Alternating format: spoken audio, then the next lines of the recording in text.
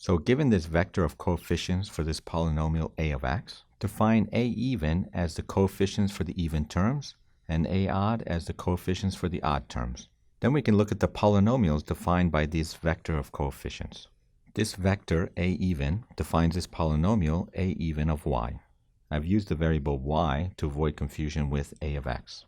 Notice that a2 is the quadratic term in a of x, but in a even, it's the linear term since it's the second coefficient. And similarly, a4 is going to be the quadratic term. Similarly, this vector a odd defines this polynomial a odd of y. Notice that the degree of these two polynomials is n over 2 minus 1. So we took a polynomial a of x of degree n minus 1, and we defined a pair of polynomials of degree n over 2 minus 1. How does the polynomial a of x relate to the polynomial a even and the polynomial a odd? Well, notice if I take the polynomial a even and I evaluate it at the y equals x squared, then I get the even terms of the polynomial a of x. Similarly, if I evaluate the polynomial a odd at the point y equals x squared, then I get the odd terms, except it's off by 1 in the exponent.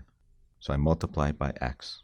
So a of x is equal to a even evaluated at the point x squared plus x times a odd evaluated at the point x squared.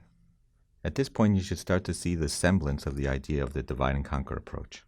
We started with a polynomial of degree n minus 1, and now we've defined a pair of polynomials of degree n over 2 minus 1. So we went down from n to n over 2, and we got two subproblems, a even and a odd. And if we want a at a point x, then it suffices to know a even and a odd at the point x squared. So we got two subproblems of half the size. Now the degree of this polynomial a of x went down from n minus 1 to n over 2 minus 1 for these two smaller polynomials.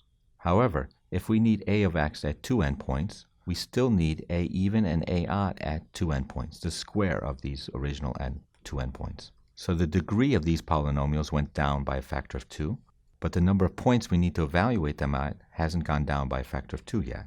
This is where we're going to use the plus minus property.